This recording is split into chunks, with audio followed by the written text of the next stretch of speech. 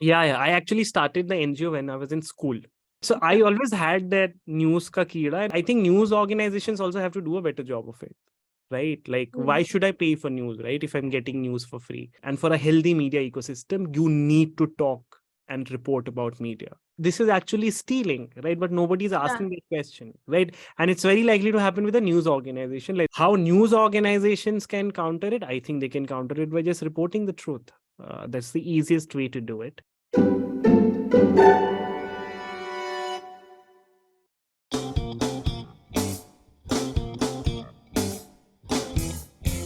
Welcome to the Book People. I'm Aishwarya, a writer, book editor, podcast producer, and the head of originals at Bound.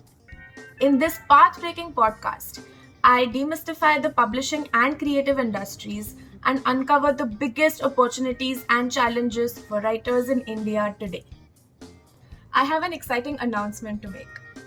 What do India's top publishers and creative companies look for when hiring people for jobs? Number one, how much do you know about the industry and the publishing ecosystem? Number two, do you have any previous experience or certification to show that you're able to understand more about this industry and this job and this company? Number three, proof of skill that you can actually start doing your job from day one and they don't have to spend a lot of time training you, teaching you on the job so that you're able to work. And number four, really good, strong English language grammar skills. Now, I can't help you with number four, but if you need help with the first three, then we have something very exciting for you. So, Bound is launching the Bound Publishing course. This is a 3-month online certificate course where you're going to learn from India's topmost experts about every aspect of book and magazine publishing.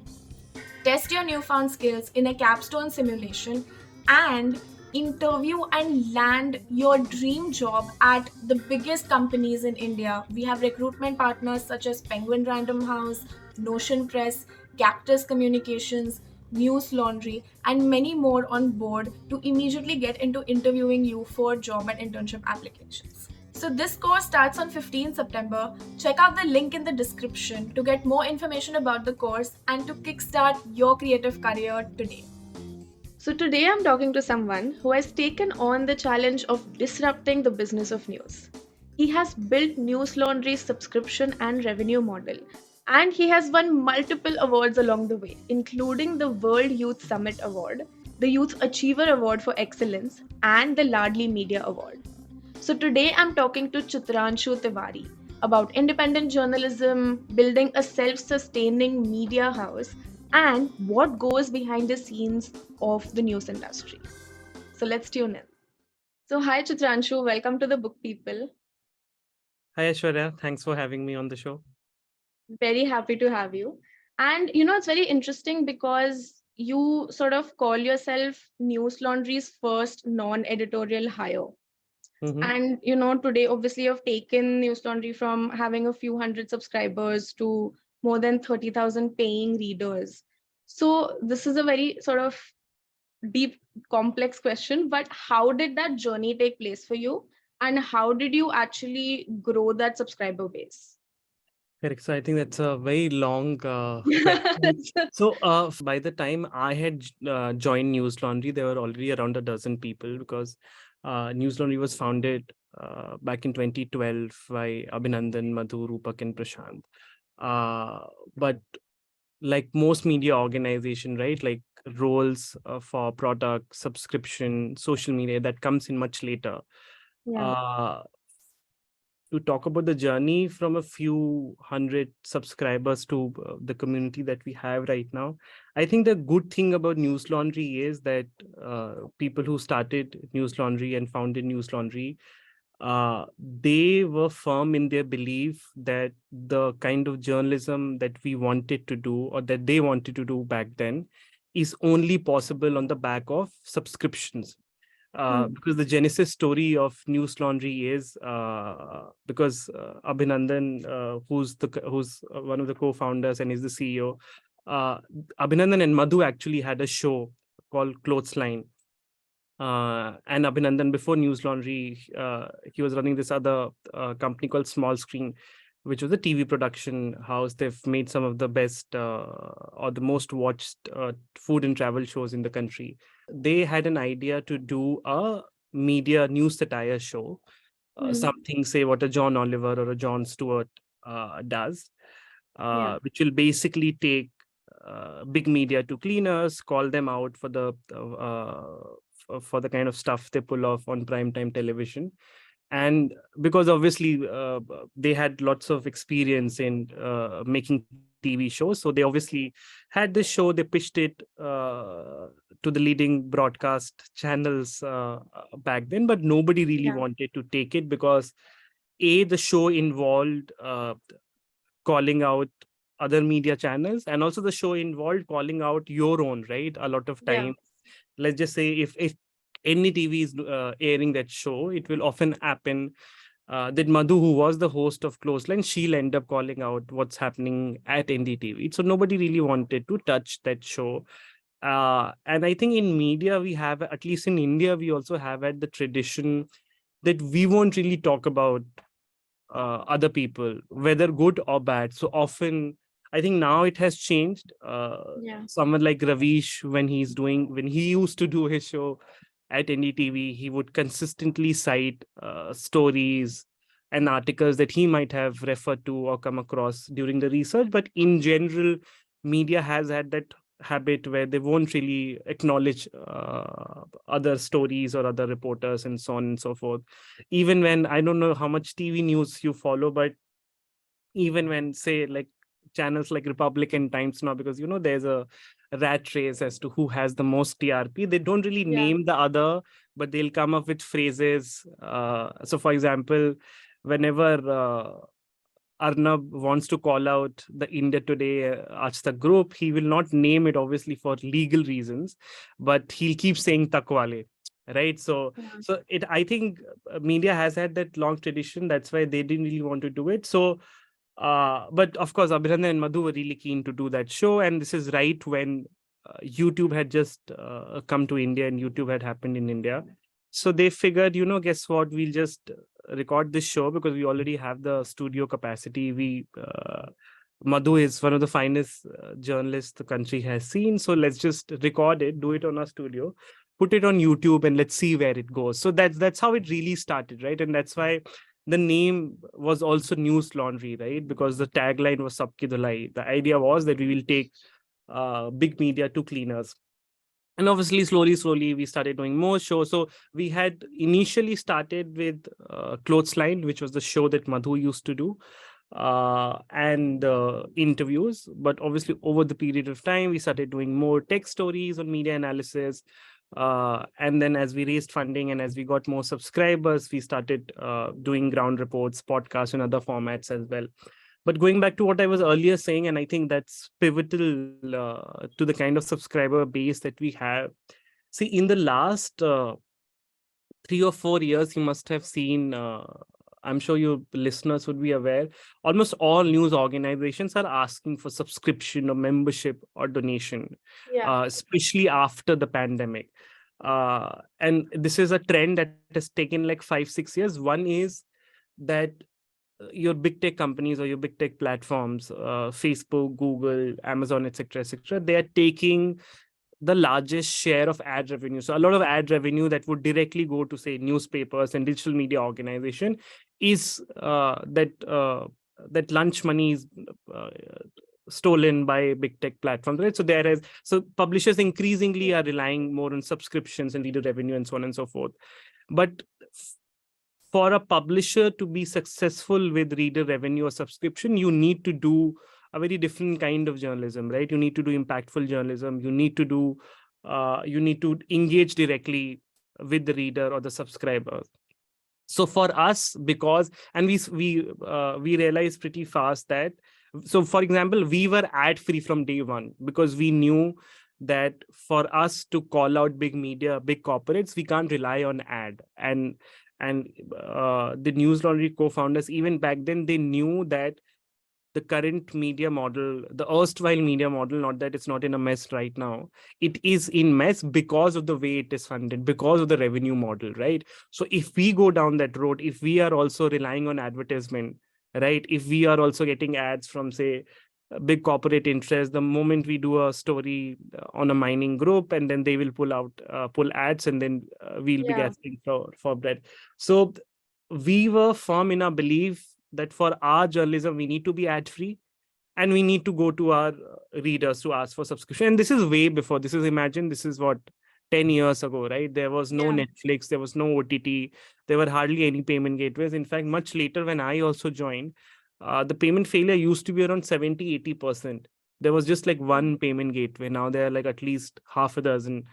um, so the good thing for us was that our subscription or reader revenue strategy was baked into the editorial product, right? So we were never chasing TRPs or page views. We were never doing, because a lot of publishers, they would do piece just for the heck of it, right? So for example, yesterday night was IPL. So what a lot of newsrooms would have ended up doing is they'll have SEO desk. They will have few people who are just tracking Google trends, what is trending, and so on and so forth. And then they will just type in pieces which have the right SEO keywords so that they get page views, and more the page views, more the ad revenue. But will someone really want to pay money to see the IPL score? Not really, because that information is available publicly. But will Right. people pay for, say, deep dive, long form reportage? Will people pay for election reportage? Will people contribute if they know that there is the kind of journalism that we are seeing in this organization we will not get to see in different organizations? Then people pay for it. So for us, we really had the first movers advantage then, and that's how we've built the company also. So we've focused on formats like podcast a lot more, right? Because we knew if you are in someone's ear 2 to 3 hours a week, they are very likely to pay for the content, as compared to you relying on, say, 30 articles a day, which is being entirely driven by Google and search and SEO and so on and so forth. So I think that is a very key differentiator between us and the other, at least the natively digital publishers. And that's why we've been very successful, right? So even though we don't do, like, say, 100 pieces a day, we do anywhere between 6 to 10 pieces a day. But we're one of the largest subscriber base in the country. So one was clearly that, right, that we realized that this is the kind of journalism we have to do. And it was from day one, right? Our reader, we were getting a lot of story suggestions from readers. We were engaging, we were speaking with them a lot more, because again, the way conventional media is structured, it's a one-way communication, right? A primetime television anchor will tell you, here's what I think, here's what the news is, etc., etc., etc. Similarly, with newspaper, they have something called the letters to editor, but how many people write and how many of those letters make it to the op-ed or to the newspaper? Whereas in our case, there is almost weekly or daily communication, right? Our subscribers writing letters for our podcast. We have these Zoom sessions with our subscribers and team leads, where they can come and tell us what is it that we are lacking on, what is it that they would like us to improve on, etc., etc. We also do these subscriber meetups across the world. We just did one in London and one in US. So that is really the heart of it, right? Besides everything, that you can game subscriptions, right? I know a lot of legacy media organizations would probably price their subscription 300 rupees for a year, and then they will add some OTT subscription upon it. So it's like a sale offer, right?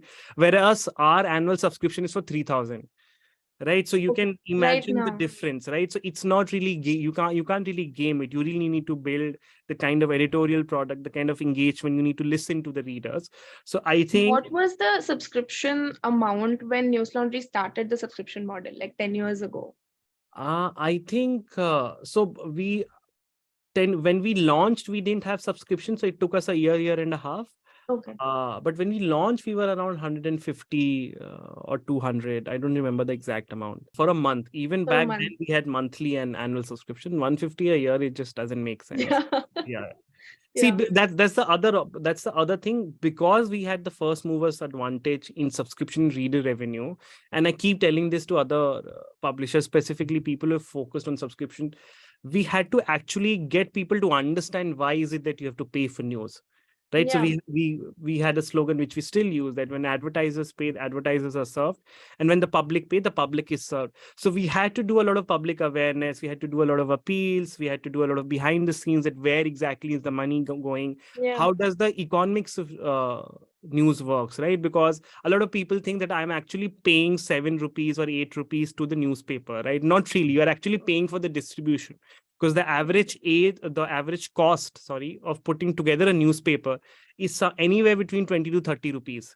So newspapers are actually not making money through the subscription or through the money that you pay, the monthly money. They're actually making money through the advertiser. And then again, we had to break it down. So we had to tell people that if you're reading a newspaper, watching news, the relationship is between the advertiser and whoever are the media proprietors of that organization, right? Because Yeah. essentially you're serving ads. Whereas in our case, the relationship is with the reporter or the editor and the reader, right? Because people do not pay for content specifically for news even now. There is a very small subset Yeah. of community and people who pay. And that's why I keep telling other publishers that they should really thank Newslaundry for making that. Because now we've hammered in that why people need to pay for news. I really wanted to dive deeper into the subscription model because, like you said, right, even today, if you look at sort of newspapers or just news platforms as a whole, the constant conversation is that people aren't willing to pay, especially in India. The narrative is always that people are so used to getting like content for free or things for free, that whether it is newspapers, even with sort of podcasts and these other mediums sort of building now subscription models into their sort of platform, a lot of people aren't willing to pay for subscriptions because they're so used to kind of having free content. And I think that's also a struggle of a lot of platforms today, especially post pandemic, who have tried to now build subscription models where they have started off providing a lot of free content, where all their content is free. And then after a point, once they build some sort of audience, then they have a paywall, right? And they start saying, okay, only this percentage of our content is free, and now for to sort of access everything else, you kind of have to pay this amount. And that doesn't seem to be working as a sustainable business model for a lot of platforms. Hmm. So I think two questions. One is, are people actually willing to pay? And how much are they willing to pay? And for what? Like what makes it Correct. worth it for them to pay that particular amount? Correct. So first, are people willing to pay? Yes, I think there are a lot of independent digital media outlets who are primarily surviving on Yeah. subscription or reader revenue. So you have Newslaundry, you have News Minute, you have Scroll, Wire. So clearly, there is a community of readers and people who understand the value of paying for independent media. Maybe right now it is not at the size where you can build, say, a New York Times for India entirely on subscriptions. So it Yeah. is not there if you want to run massive operations. But if you want to have teams that can do the kind of journalism they want to do without any pressure from advertisers or specifically corporate advertisers, I think there are enough people who want to pay for news. Secondly, I think news organizations also have to do a better job of it, right? Like, why should I pay for news, right, if I'm getting news for free? How much are they willing to pay? I think that depends on publisher to publisher, and again, the kind of content that you serve. So for example, there are publisher that specifically cover business and tech. So let's just say publishers like Morning Context or Ken, right, which specifically do stories around business and tech. Yeah. People who are reading Ken and Morning, or like business in general, people who are reading pink papers or business stories, they have obviously they make a lot more money than, say, like a student, right? So they can afford a more expensive subscription, right? So for example, in some cases you will see that while a business publication might have a 3,000 subscription, a regular politics website might have a 2,000 subscription. So I think it depends on what is the target audience you're serving. Like if you're a legacy media organization and you know the game is of scale and volume, then you will underprice your subscription. So I think it depends on publisher to publisher. What are they paying for? They are not paying for content that they can find anywhere else. So like I had given you an example, if you think, if you want to do subscription, but you want to do the kind of stuff that that ad publishers do, like for example, if IPL has happened, let's do 10 pieces on IPL because traffic will happen, then you will not succeed. If again, these are a lot of it, basic product analysis, like if you're able to give them content that they can't find anywhere else. Some of it could be from the standpoint of that we know where big media is right now, right? How subservient it is to the government or to the establishment. So if you are able to do independent journalism where you are not giving in to pressure from multiple directions, and can do credible, honest journalism, people will pay for it. Secondly, but now what will happen is everyone's asking for subscription, and if there are like 6-7 independent media organization, right, that is not going to be the only differentiator. So then it depends on what is it that I will get if I subscribe, right? See, because for the longest time people subscribed because they like the faces that represent a certain outlet. So for Newslaundry, it could be Manisha, Abhinandan, Atul. For Wire, it could be Arfa, someone else, etc., etc. Right? They knew the kind of work these guys have done. They trusted, and I think that is always the first reason why people pay for, specifically for news. But now, as everyone does subscription, that differentiator will kick in. Okay, why should I give money to a certain outlet if all content is free? Why should I not give content money to a publisher whose podcasts and videos I am consistently consuming, and if I actually don't pay, I will not get to consume it? So I think as publisher build more differentiated products, they'll get it. So in our case, so for example, we started doing podcasts also fairly early, right? Our interviews have always been big. So whenever we put podcasts that already have a loyal and engaged audience and we put it behind the paywall, we see a lot of people who are sitting on the fringes that, okay, maybe I should subscribe, maybe I should not. They end up subscribing. So to sum it, people do pay, maybe not for the scale, the kind of scale where you can build a NYT for India on the back of subscription. They pay for independent journalism and they pay for differentiated products. Okay. Yeah, that's very interesting because, I was even thinking about, say, something that's niche, right? Say a feminist publication, which is again very specific. So something like not an Indian publication, but Bitch Media, which is a US based sort of feminist publication where, again, they have an annual subscription model, then they have this whole thing of, okay, you subscribe, you get a magazine plus, right? Like you get some merch, you get some additional access, you get some things. And then obviously now in India, there are sort of feminist platforms who have been trying to build a subscription model, like say Feminism in India, right? So then it kind of becomes, say me as a consumer, it becomes a question of, if I want to consume feminist media, how many platforms am I going to subscribe to, right? Or it's sort of like, do I choose between, this platform versus that platform? And I'm kind of looking at pros and cons of where to subscribe to just have one platform, for instance. Do you think also, because, obviously the kind of content you're doing is long form, right? Because of, say, the advent of now newsletters, for instance, right? And I'm not talking about your LinkedIn sort of superficial newsletters, but like sort of newsletters where you have sort of, say, like a Roxanne Gay, or you have sort of people in that sense who have something very powerful to say, or are people that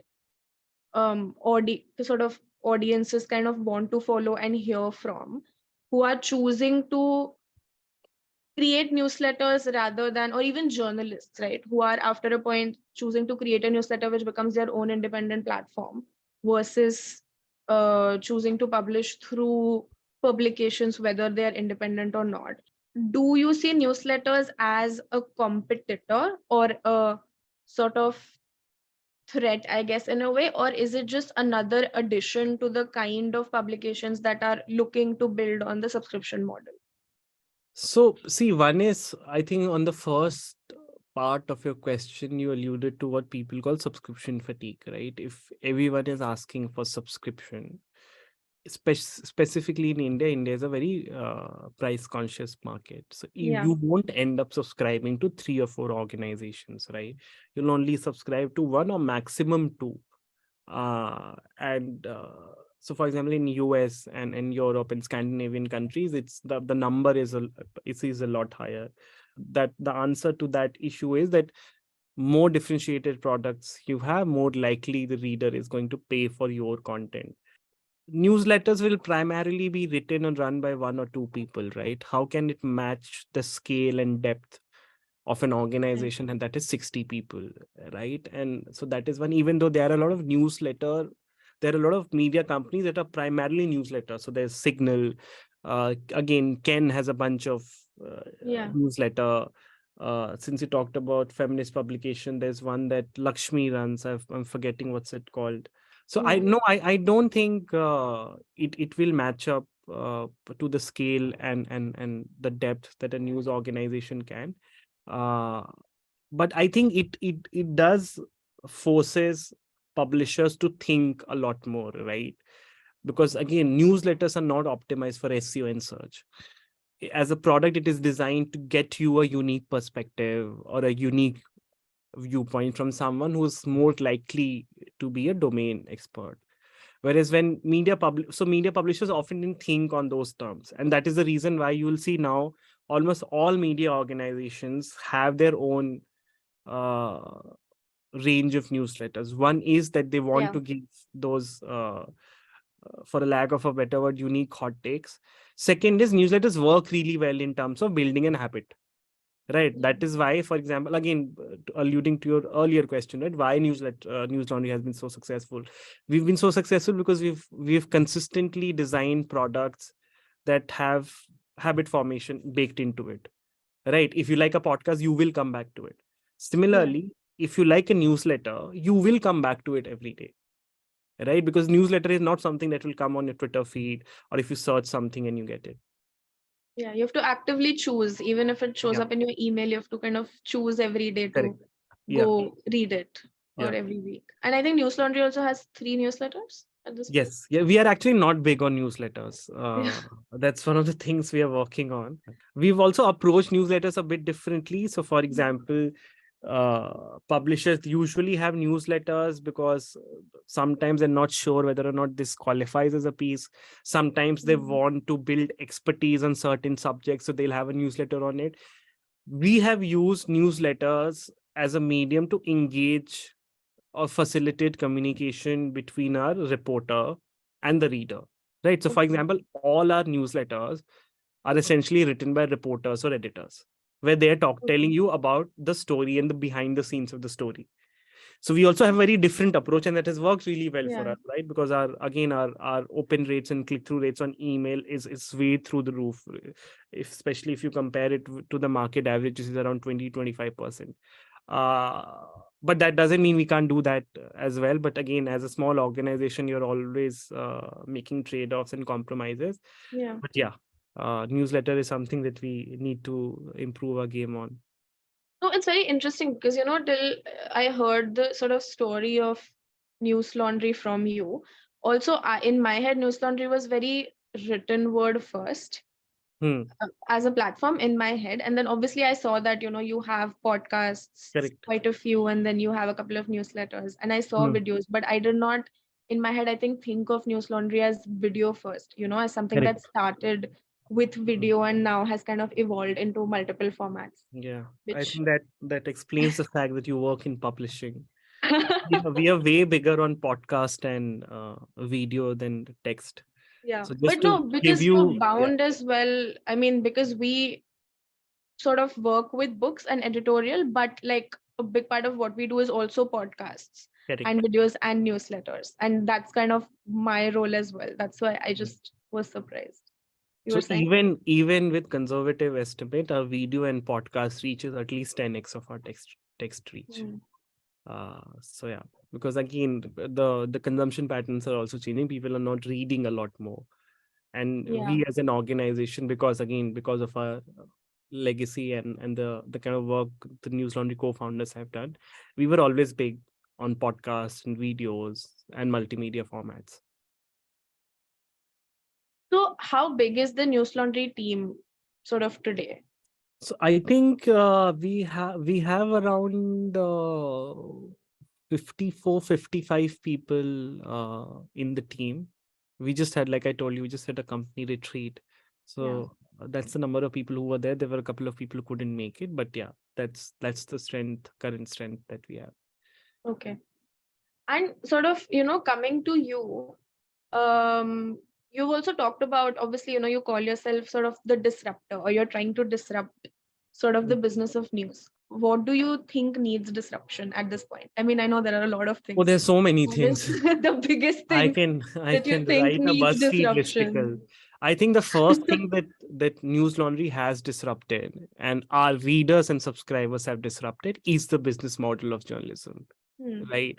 Like I was mentioning earlier, the reason why the legacy media or what you see on TV largely is broken has to do with who's funding the news there.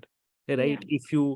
Uh, if you look as to, for example, we've done this series called Who Owns Your Media, right? Where we've looked into the ownership patterns across news organization. Most of the news organizations are owned by political or big corporate interests, because media is always a high risk game, right? Why is it that corporates like Adani are buying media houses, right? These media organizations are not like huge profit making entities, right? Yeah. uh, Companies like Adani are buying, taking over, hostile takeover, whatever word you want to use, because media is a way through which you can influence public opinion, right? It's as simple, it's really as simple as that. So I think the first, and really credit to our subscribers and readers for that, right? Because again, like I said, we've been doing subscriptions for close to a decade. Back then, nobody really, like, people really laughed on us that, oh, like, where will you, do you really think that people in India can pay for content, and that too Hmm. news content? So first is the disruption on the business model, right? Like, how can you do journalism where advertisers and ad money is not calling the shot? That is one. Second is the fact that media also needs to be accountable to people. So a Yes. large, like I said, we were started as a media analysis and a media critique platform, hence the name Newslaundry, right? We at Newslaundry, we firmly believe that uh, for a good, healthy democracy, you need a healthy media ecosystem, right? And for a healthy media ecosystem, you need to talk and report about media. How will media be held accountable to people if nobody is actually reporting on media?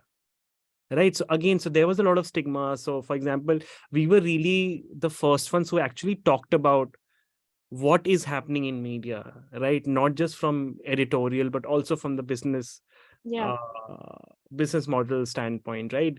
And I'm not saying in terms of calling out, or in terms of calling out the bigotry, but getting into who owns actually your media, right? What is going behind these decisions that are being made, and so on and so forth.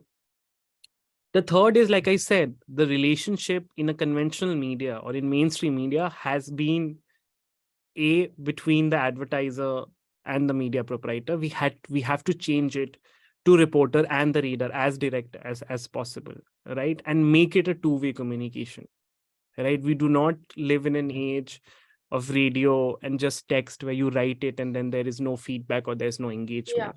What journalism is a public interest good, right? So if it is a public interest good, readers have to be taken into account. They need to be spoken to, right? It can't be like कि मैंने picture बना दी, अब आप picture देख लीजिए, and you buy tickets. So I think Yeah. these are the few things. So it's the business model, the fact that media needs to be reported and written about, and the third is that readers are part of the media model that we are trying to build. It does not happen in vacuum. The other is also like media again. So for example, I don't know how much of Newslaundry you've consumed, but I'm sure some of your readers will be fairly aware. So we do, there's a lot of satirical programming in Newslaundry. We do a lot of skits. We also don't think news has to bore you, Yeah. right? If you see some of our most watched shows like Nuisance or Tiffany, it will actually keep you entertained and informed. So if you can inform someone by keeping their attention and not boring them to death, that is a strategic thought out decision. So even if you read our pieces, right, the tonality of being cheeky will be reflected in text as well. Right. So that's also something. So for example, that's why we started experimenting with format, because we were like, who has decided that news? I obviously now it seems like a very basic idea, but 10 years back, all news was in who has decided news has to be in text?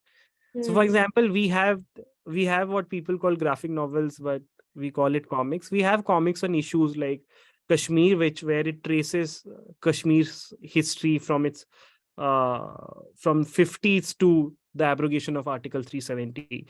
We have a comic on Naxalbari, the village, and how the movement started, right? And obviously we have other comics as well. We have so many podcasts, right? So for example, we have podcast which gives you news, to pop culture, to mental health, and so on and so forth. So there is like, we will only do politics, or we'll only do text, or we'll only do opinion. So I think that experimentation of format, again, so for example, why did a lot of publishers start doing video? Because YouTube was giving them money. Then why did publishers start doing short video? Because Facebook Watch had just come in 4 years ago, and they wanted to make the most of it. So I think publishers need to take these risks and need to try these innovations, not because certain other platform is incentivizing them, or that's the trend, because they see it as part of their journalism or part of their revenue strategy as well. Yeah. No, I think that makes a lot of sense. And I also want to get into, you as a person, because I found it very interesting that you have worked in the developmental sector earlier, right? Yes. And then you sort of made this move. You also worked at, I think, Youth Ki Awaaz Correct. for a little while. So how did that shift happen for you? I always had interest in media, that is for sure, because my father is a avid news consumer. So for my father, his chill time is actually having a cup of tea and watching news, which I still don't understand. So I grew up in a household where we were watching news, reading news all the time. Yeah, like the news So, is just on all day, right? correct. Especially on TV. And so, for example, I grew up watching Ravish Ki Report even before Ravish became like a mainstream news anchor, and then everybody knew about him and all of that.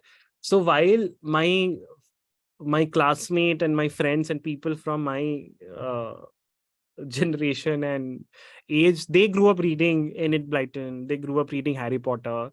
I grew up reading Reader's Digest and India Today. Right. So I always had that news ka keeda, and I grew up in Patna. Right. So by default, if you grow up in Patna, either you're doing everyone's very politically involved. Right. And I think, for example, right from JP to what happened later on, it has always been a very politically active state, and both students and public at large there has always been very informed. So I would like to think I had an understanding of basic politics back then, because I was reading and consuming so much of news. But I got disillusioned with media pretty early on, right? Because I was like, not so much, because I didn't want to be an anchor, and I knew like I thought I didn't have the required writing skills to be a reporter either.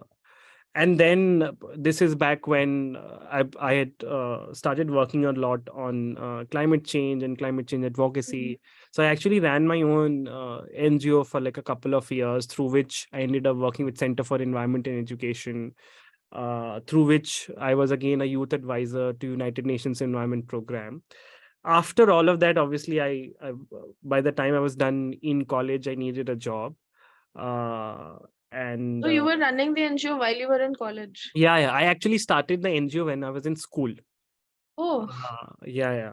So yeah, and then by the time college got over, I worked on this fellowship with Oxfam. I think it was funded by Nokia. It was called Create to Inspire Fellowship. Anyway, then I obviously met Anshul through that, because I think he was one of the mentor. I ended up working with Youth Ki Awaaz.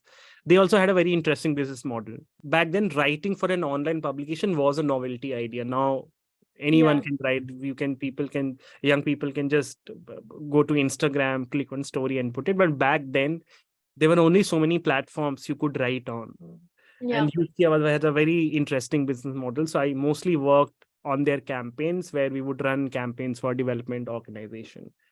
But and then obviously I've worked briefly with 350.org also, which is again a climate advocacy organization where we organized one of the global climate marches in Delhi, where we mobilized around 3,000 people.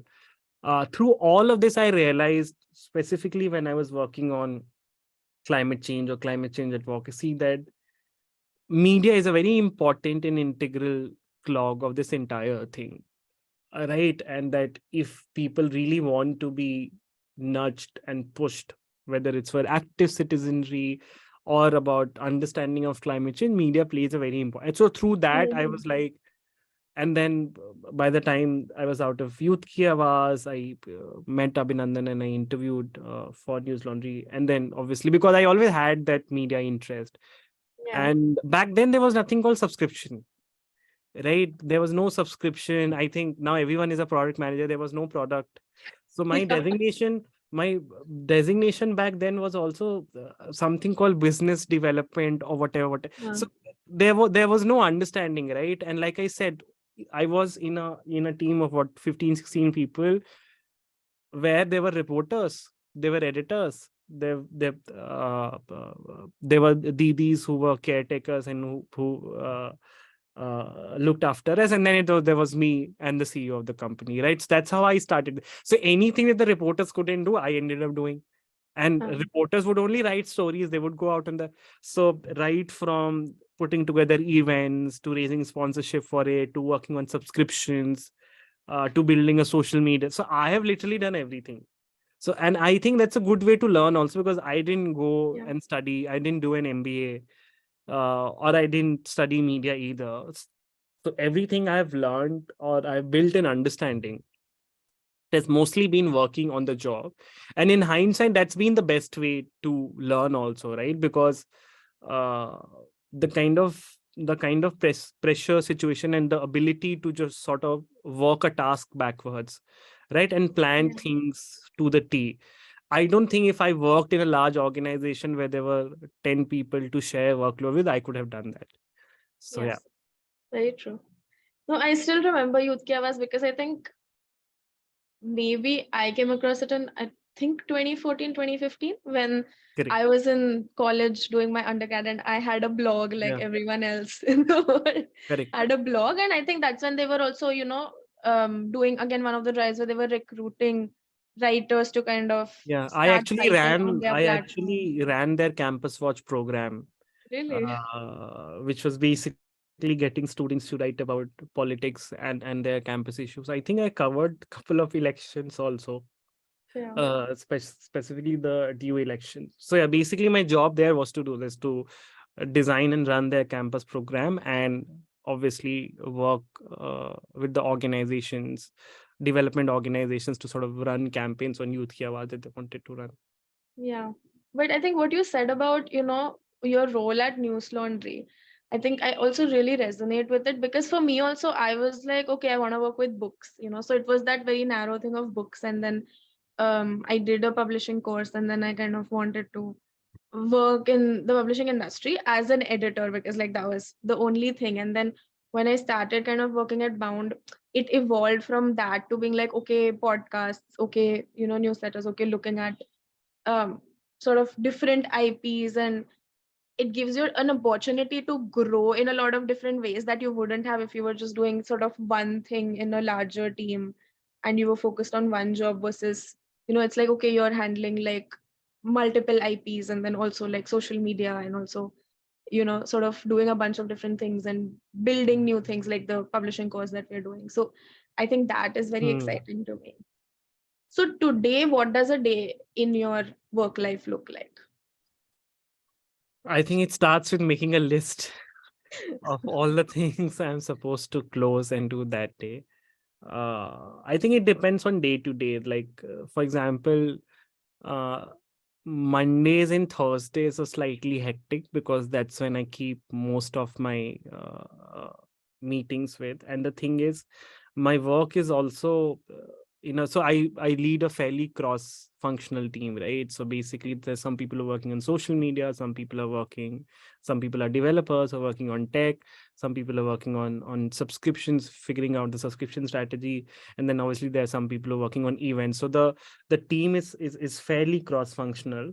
So my day ideally starts with making a list, and then it's interspersed with like meetings, me Yeah. working on my own, trying to figure out what are the kind of stuff that we have to take care of in that quarter or in that month, and then it ends with meetings. Yeah. I get it's like every day is so different that you don't have sort of one thing of what a day looks like. Yeah, yeah, yeah. Yeah. Also coming to, what you said about your writing, or you kind of having a Mm, certain perception about writing. I was going to ask you about your writing because I do know that you have written a few things at Newslaundry, and you had a column correct. back in 2020, Yeah, right, that you were writing, but I think it was called Stop Press, right? And correct, so is writing something that you see yourself doing a lot more of? Like, is that something you want to get correct. more into? So first is I never had the confidence to write, because when I was in school, right, I was one of those kids who were their magazine editor and so on and so forth, right? Because I grew up in Patna. Yeah. So if I think if most kids in the class are trying to aspire or too busy trying to crack IIT and medicals or law, there's not much competition in writing. So I wrote, and I used to think I'm a good writer. Then Hmm. I came to Delhi University, right? And therein I was sitting with folks who've gone to the Sri Rams and the Mothers International of the world. Then I figured, boss, I don't write well, right? Because I realized this through sewing vocabulary that I have learned 2 days before is actually not good writing. It's actually bad writing, right? So Wow. then I got quite conscious, even though I studied English, and it's not a language, it's a literature course. So and then I used to read magazines and long form stories, and I was like, I can't write like this. And back then, I had no concept that there is also something called an editor, right? That before a story is actually put on a website, it goes through multiple tiers, right? There's a sub editor, there's a copy editor, then there's an Yeah. editor, and so on and so forth. So I never wrote initially, I never wrote because I was like, I'm a very shitty writer. If I write, people will be like, wow, he writes really bad. He should not really write. But then I ended up reading some of the first draft of the reporters. Uh, and I was like, I can write better than this for sure. Right. And then obviously early on, I realized there's editor and all, but I never really had the time to write because, like I said, I was always wearing multiple hats and doing multiple roles. But then I think the idea with the Stop Press, it was a newsletter because this was also during the pandemic. I was reading a lot more, and I wanted to explore a column or a newsletter that can, like, while I am reading and thinking of ideas, I can also put them out, right? And I also thought that if not a lot of people are working on subscription news product, if certain people are aspiring for the kind of work that I want to do or see themselves doing this job, it might help in their journey and their understanding. That was the idea. To answer your question specifically, do I see myself writing? Maybe it depends on how much time I get going forward. I'm not looking to be a reporter, but every now and then when I get time, I would love to write about what I'm thinking, what I'm reading, and Hmm. if I have a good enough take on something, maybe on that too. I'm Yeah. very interested on platform accountability and how big tech impacts uh, not just the media ecosystem, but also democracy and society at large. So I'm working on a couple of things on that, but let's see when it comes out, because again, it really depends on, because my priority is my job at Newslaundry, which is figuring out and leading product, social events, etc., etc. If and when I get time, I'll work on it and I'll try to put out. Let's see. And because obviously now Newslaundry, I saw, does a lot of things in English and Hindi. Hmm. Uh, are you also thinking of then moving into more Indian languages? Is that Correct. something that you are So considering? our approach to language is, so again, if you see a lot of Indian language content, I like that you use the word Indian language and not like regional language, because I like every language is a regional language in India. But Yeah. so a lot of media publishers, what they do is they will have a team or a reporter writing something in English, and then they'll just have a translator to translate it in Hindi and other language. But I don't think that's how journalism in Indian language works, right? Because then you'll be able to figure out. So right now we have Hindi, we have a Hindi desk, we have reporters in Hindi who go out and do their own stories. Every now and then there'll be stories that will be done in both languages. But the Hindi operations and writing is independent of the English writing. Yeah, So it's we not do just have, yeah, translated. we do have plans, but it's not like we are not some startup that we have to raise money, so we'll just launch it to 10 more languages so that it bumps up our number, and then we can increase the valuation and raise more money. We do Yeah. have plans, but like these are very uh, slow flame plans, because if and when we venture into a new language, we will report originally in that language instead of just like copy pasting and translating it. Yeah. We've partnered with a publisher down south, which Okay. it's been in works for a year, but we've just announced it a month back, with Newsminute, which is one of South India's largest digital publisher. They obviously they have content in Malayalam and Tamil as well, so we are Hmm. looking to work very closely with them to ramp up their video, their podcast, and obviously their subscriptions as well. Yeah. Well, I think that makes a lot of sense, because I think one more question that comes out of, looking at different languages is that one is obviously our, originally reporting in that language, but also then the kind of um, topics or, issues that get covered or news that gets covered also needs to sort of changes based on that, right? Because it becomes more authentic to maybe what is happening locally in those specific regions, or what is happening that is affecting in a way people who speak that language more, rather than a more sort of national outlook of news, if that makes sense. So I think, Yeah, like if it was a Marathi language thing, right, then it would also focus a little bit on what is happening maybe in exactly. Maharashtra, or specifically sort Correct. of what is affecting Marathi speaking people in a way, because then that is also what would Yeah.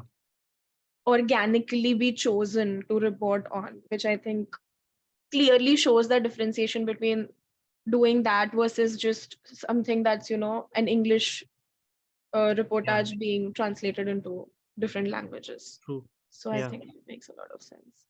What exactly makes something an independent media house? Which is to say that tomorrow, and this is a question I ask also because like a lot of listeners, viewers of this podcast video series are people who want to enter the creative industry, right? So they're either people who want to work as writers, work in different media houses, or people who are thinking of starting their own thing. So what makes something independent, and what sort of criteria does it have to fit into to have Correct. that badge?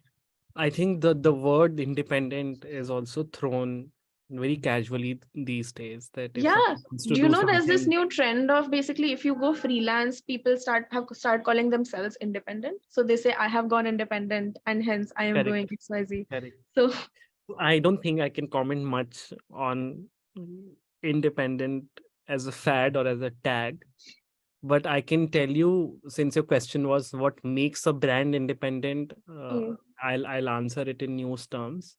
mm, You just need proprietors and people running it to have a lot of courage. Uh, Most media organizations who are doing independent journalism in the country have faced pressure from the corporate world. They've faced pressure from the government. We keep getting IT notices. We were paid a visit by the income tax officials just last year. So this is not a business for the for the faint-hearted, mm, right? You need people who are, you need people who are running media organizations because they understand the difference journalism makes to a democracy or to the larger society. If you are here, if you are running a media organization to make money, you will run it like a lot of mainstream media organization. So I think it really boils down to, do you have it in you? Do you have the courage? And you have the courage to take the fight, right? Because there are no two ways about it. We've seen what has happened with BBC. We've seen what has happened with Newslaundry. We've seen what has happened with Wire. We've seen what happened to the Dainik Bhaskar after they did a really stellar job during the COVID reporting on the COVID crisis. So we've seen the kind of pressures media proprietors face. We also saw what happened with Zubair, who's one of the co-founders of Alt News. So this is really a profession or a business that unless and until you're really in it for the public good of it, you will not survive. If you are, nobody starts a media organization because they want to make money, right? They do, but then they do a very different kind of journalism. Yeah. Yeah. This is a question I think for anyone who works in journalism ever. What do you think about like the whole fake news thing, which is obviously like now worldwide an issue, but in India specifically, I'm very frustrated by just this WhatsApp news phenomenon. Correct. Just like this random unverified news kind of being forwarded on WhatsApp on these family groups, and especially older people. And by older people I just mean like parents, relatives, kind of being like sort of trusting anything that shows up as a forwarded message on WhatsApp as like reality or truth or factual information, and kind of acting based off of that. See, the thing is, fake news or misinformation has always existed. This is not a new phenomenon, right? What has changed it, that obviously social media and internet have aggravated the kind of scale and reach it will have, right? Politicians used fake news and misinformation earlier also. Yeah. It's just that you have to read a lot more about how Hitler's propaganda worked, right? So I don't think these are new, but these have both fake news and misinformation have become enormous challenges with the way technology has evolved, and now AI is coming in with deep fake and so on and so forth. How news organizations can counter it? I think they can counter it by just reporting the truth. That's the easiest way to do it. To give a recent example, there's just so much of misinformation and talk of love jihad, right? Right wing or a specific strata of a society would like us to believe that Muslim men are out there to whatever, right? To go after novice Hindu women, because obviously how can Hindu women have their own agency, right? They can't think on their own anyway. But again, so what you can do is you can actually report on a lot of these cases, right? So for example, a website like Article 14, who do a lot of deep dive reportage, they have covered in fact, I think they ran a entire series on Special Marriage Act and couples, interfaith couples who were harassed. So I think media organizations just need to do their job, right? Because as we report, more people read more truth, right? And then if you're informed, right, then you will not believe something that you're getting on WhatsApp. So if media organizations are doing their job, they are reporting the truth. Half of the job of fighting misinformation and fake news will come from that. Second, there are organizations like Alt News, right, and Boom Live, who have been doing tremendous job of like fact checking everything. I think one would be that if you have a relative or someone, introduce them to, like what I have done personally is I've introduced them to the hotline Alt News has, right, where you can just like send them a story and ask them whether or not it's fake. And obviously just to like, I think the problem, this is the thing that sometimes I see like with some of my older relatives, and to a certain extent my parents also. In general, propaganda or content full of bigotry and bad content, let's call it like, it's way too easily available. So I think the easiest thing that we can do is like, you and I we'll know what is like, what are some of the best shows to watch. What I keep on doing is we have to introduce them to better entertainment sources. Yeah. Why do people watch news so much? Because they don't have better entertainment sources, right? So for example, I have personally told them that, you know what, no, you think that news is actually relaxing, it's not. So I've asked them. So I think what we need to do, if we have a relative or a parent who's just finding everything on WhatsApp and believing it, I think we need to give them better entertainment content sources. Introduce them to good films on OTT, right? Introduce Yeah. them to Spotify where they can listen to music, right? Because if their mind is caught up watching good films, reading good books, listening to good music, they are less likely to spend time on WhatsApp and Instagram reading bigotry and misinformation. I know you didn't ask me for a suggestion, but I've No, no, given you an no, it's a good unsolicited one suggestion, anyway. honestly, though. But yeah, Yeah, no, it's a good suggestion. And I also want to ask about, because you mentioned deep fake. So I think obviously AI being a question that no one can correct. ignore at this point, but Yeah, especially with say like video evidence or photo evidence at this point, right? yeah. How big of a problem is basically like deep fakes? Because then how do you, like, how are basically today news channels able to really verify Correct. I think created? both generative AI and deep fakes and other models of machine learning, I think I'm very skeptical of them, specifically with the kind of threats they pose to society and newsroom. There is a lot of good that will come out of it, and obviously we should celebrate it. But I think whenever there is a new technology or a new innovation or a new breakthrough, we get so excited by the good things that it promises, we completely overlook the kind of dangers it poses, right? And the Yeah. kind of questions it should be asked. I'll send you an article that you can link to this podcast. It was published in, I'm forgetting the author's name because I'm very bad with uh, names, but that talked about what the kind of dangers that face and Hmm. how, see, what is eventually the currency for news organization? It's trust, right? And if you can actually get AI to do deepfakes, how will trust work then? Yeah. Right. Because if AI through deepfakes, through whatever, I think there will be anyway, there is a trust crisis, right? We are Yeah. anyway so skeptical of something that we read online, etc., etc. I think the crisis of trust will only get deeper with these technologies unless we rein them and ask them questions that need to be asked. I think we get too excited with technology that, okay, it will do this, it will do Y, it will do etc. etc. But I think we're not seeing the kind of dangers it poses.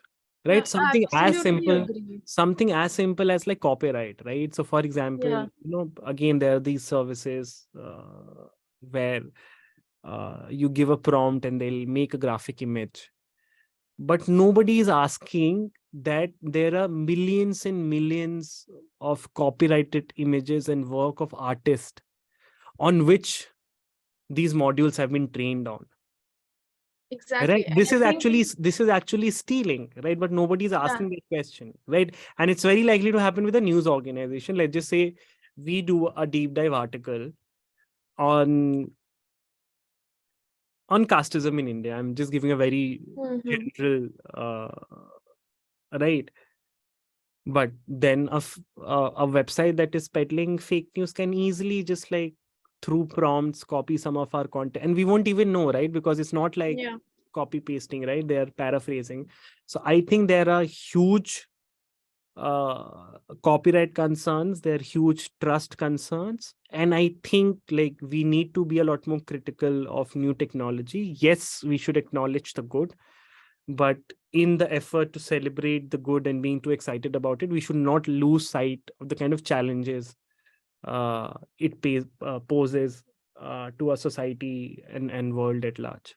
yeah. No, I 100% agree. And now there is AI, which is, being created, which can basically emulate people's voices, right? So that's also one of the things happening. There's obviously art and how AI is affecting art. There are entire books being written by AI, and then copyright questions, and obviously now with voice, where it's like, okay, if I feed an AI a 15-second, 20-second clip of anyone's voice, say your voice, right, and then it can just then replicate your voice, and then you can have audio content out there which is in your voice, kind of claiming your identity, right, in a way, then that itself is its own problem, which is again this issue of trust and how do you verify and what is like real and fake and true and false. So I think that's definitely a question, like ethically, and also just the ramifications of what everyone's doing, that kind of needs to be answered.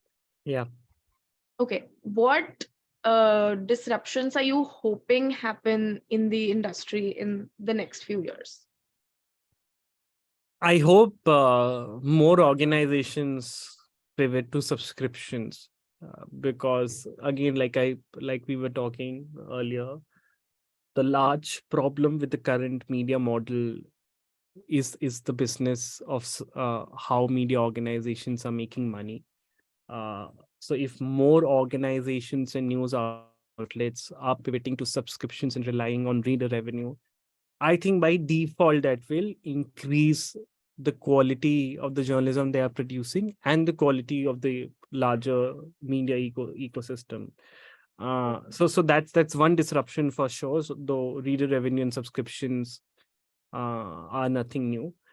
The other thing that I want to see is again more experimentation and innovation with format.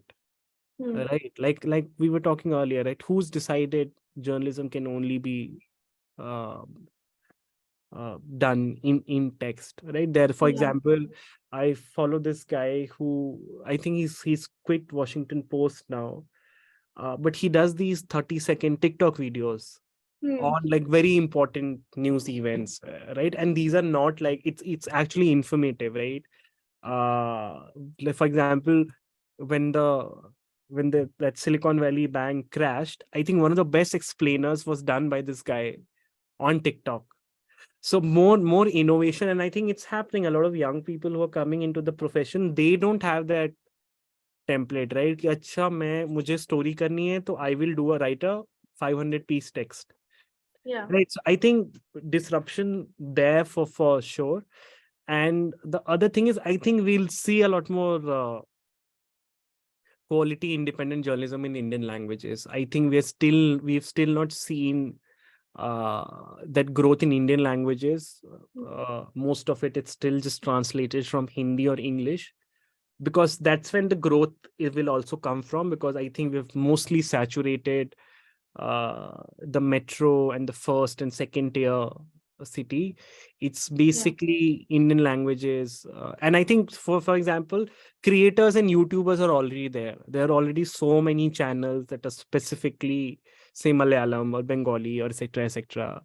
I think news organizations also have to be built or cater to that target audience, and it can't be like one legacy media group, oh, let's also start a Bengali thing, right? Because then it's just like churning out the same content but in a different. So yeah, I think those are the things that at least I'm looking forward to in media. Let's do sort of the last section of this conversation, which is a very quick rapid fire round. Okay. So I have a few questions for you, just as fast as you can answer. Yeah, I'm very bad at quick fire, but I'll try to do justice. Let's try it. Very original format. Okay. So one independent media house that you really admire today? There's so many, but I really admire the work that News Minute. Also, I'm slightly biased because I really like the I really like Vignesh, who's the CEO, and Dhanya, who's the editor-in-chief there. I like how they build the organization bottom up, because nobody really covered South India before that, right? So my short answer would be News Minute. Yeah. Okay. Would you ever write a book? I don't know. I think I still have that anxiety that I'm a insecurity rather, that I'm a bad writer. So I don't know. Like maybe we'll see. I actually don't have the answer. Maybe I will. I want to. I have a couple of ideas, but I'm not very sure right now if I'll have the time. to write it as well. Fair. If not this, what would your alternate career be? So also not social development, not developmental sector. I think there's a very strong chance I would have ended up being a reporter for sure, because like I said, I grew up with consuming so much media and interest in it. Or I would have started my own organization, but again in a development sector or something, because that's something that I was doing before media. Not news industry, not developmental sector. Other than these two. I actually don't know. I don't have an answer. Okay. Yeah, because I never wanted to be a doctor, engineer, or a lawyer for sure. Maybe I don't know. Maybe a lawyer. Because that's one thing I really thought about, and I debated in college, and that's where a lot of debating society people end up in. But yeah, maybe a lawyer. But yeah. Okay. One myth that you want to bust about news platforms in India. There's so many myths. The biggest myth is that only people you see on camera are the ones putting in all the work. I think there's an army of people behind people you see on camera that are able to sort of put together the journalism and content you see on the screen. Yeah. One piece of advice for people who want to enter the media industry today. I think there are certain trade-offs you have to make in any industry. The trade-off that you will make in a media industry is that you might have a very fulfilling career in terms of contributing to public good, but that will come at the cost of you not making a lot of money and you working really, really hard. So I think people should not join or come to media industry thinking it would be a 10 to 5 gig where I can be like people who are working in corporate and make a lot of money. Yeah. Okay, cool. Thank you so much, Chitranshu, for coming on the Book People and talking to me about all of these things. I think I have learned so much more about subscription models, about, just generally what is happening, especially with independent media more than anything else. So I think this has been really, really insightful.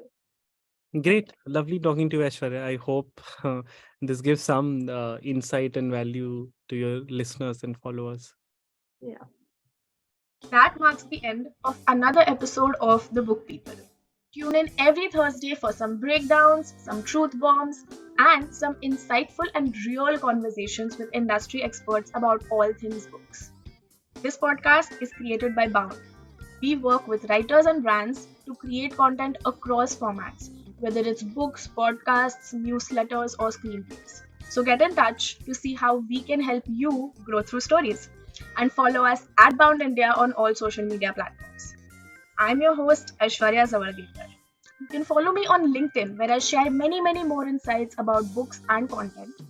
Or you can get in touch with me at aishwarya@boundindia.com if you have any suggestions on topics I should cover, or if you want to book any of my services or consultation calls. Until then, keep writing.